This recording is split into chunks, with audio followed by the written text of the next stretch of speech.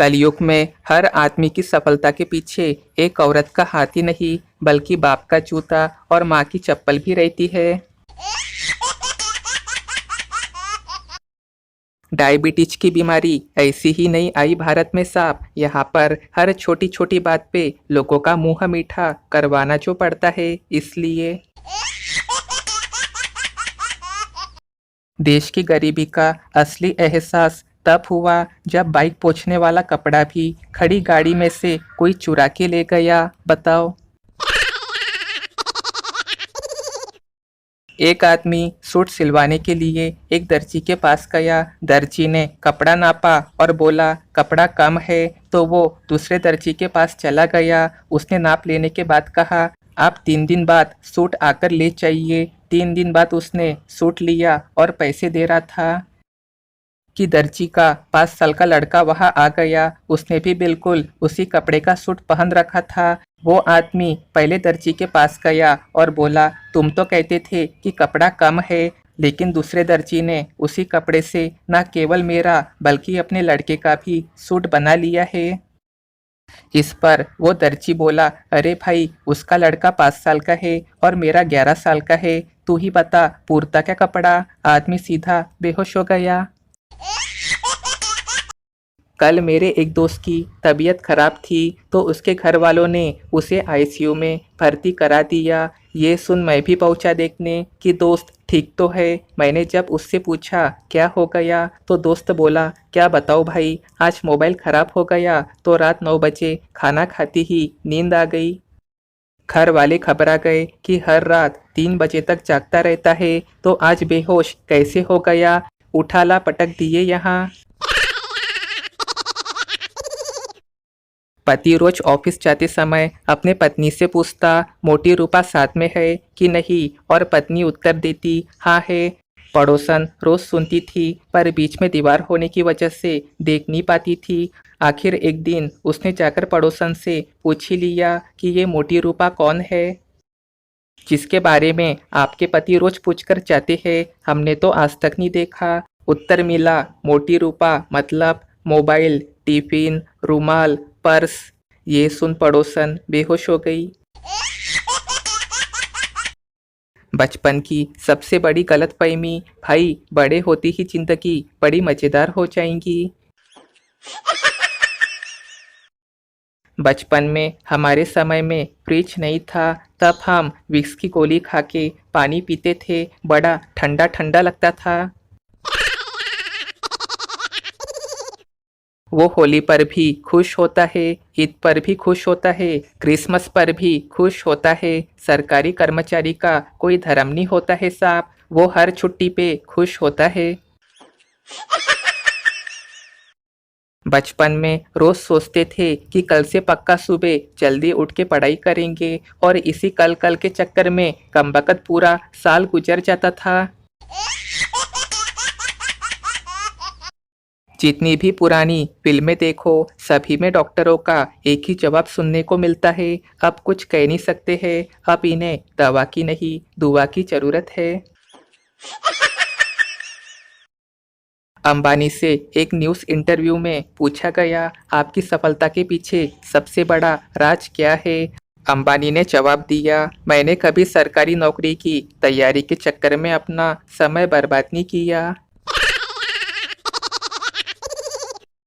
बुढ़ापे की पहली निशानी क्या है। बालों की सफ़ेदी जी नहीं, चेहरे की झुर्रियाँ जी नहीं, डॉक्टर की दवाइयाँ नहीं नहीं, तो गंजापन अरे नहीं भाई नहीं, तो फिर क्या है। जब आपकी घरवाली शक करना बंद कर दे, ये है असली निशानी।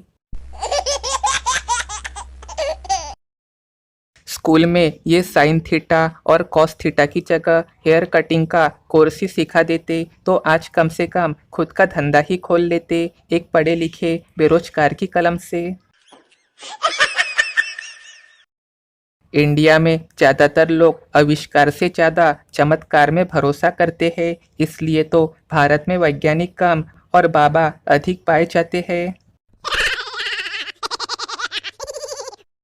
हम भारतीय किसी पर भी जल्दी से भरोसा नहीं करते हैं। हम तो दरवाजे में ताला मारने के बाद भी उसको 4-5 बार खींच के जरूर देखते हैं।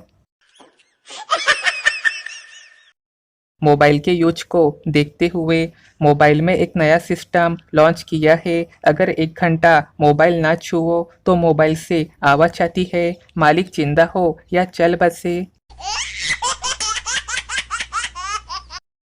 मैडम बोली 80 + 90 कितने होते हैं? बंटी 100। मैडम वो कैसे? बंटी अक्कड़ बक्कड़ बम्बे बो 80 90 पूरे 100। मैडम आधी बेहोश। शक करने की हद इस कदर बढ़ गई है कि एक पति ने अपने पत्नी से कहा, मेरा दिल एक मोबाइल है और तुम उसकी सिम हो। इस पे पत्नी ने गुस्से से देखते हुए पूछा, तुम्हारा मोबाइल डबल सिम वाला तो नहीं है ना?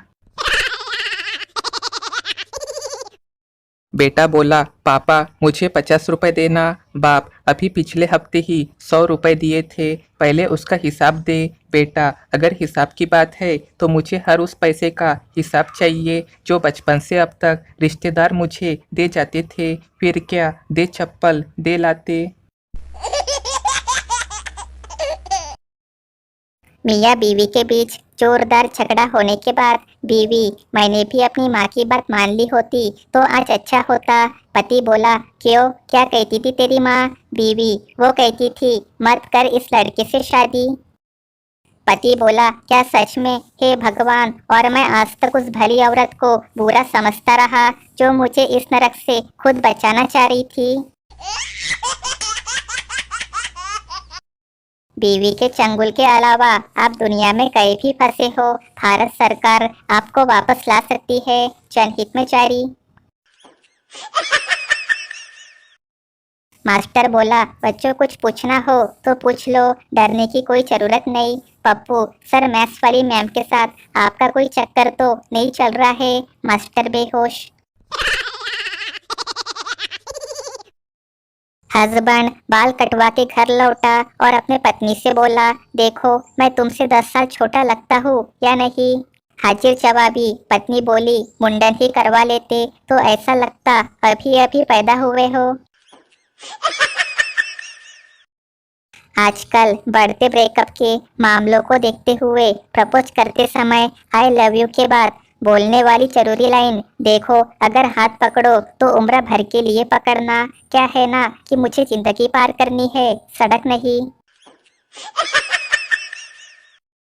अब मोबाइल में घंटों घंटों देर तक म्यूजिक सुनने में वो मजा नहीं आता जो बचपन में क्लास के बेंच पे खुद तबला बजाते हुए गाना गाने में आता था। बचपन की इस प्यारी याद के लिए एक लाइक करें।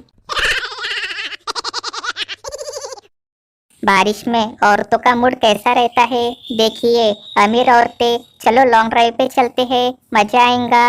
मिडिल क्लास औरतें, चलो चाय के साथ पकोड़े खाते हैं, मजा आएगा।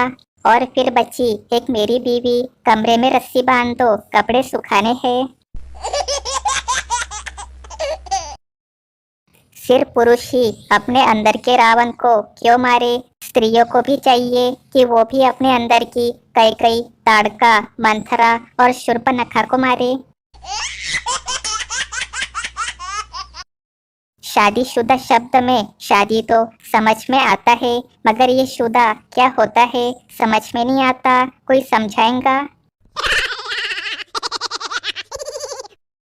एक बूढ़ा आया, साथ में बुढ़िया लाया, होटल में जाकर वेटर को बुलाया, दोनों ने अपना अपना ऑर्डर मंगवाया। पहले बूढ़े ने खाया, बुढ़िया ने बिल चुकाया, फिर बुढ़िया ने खाया, बूढ़े ने बिल चुकाया।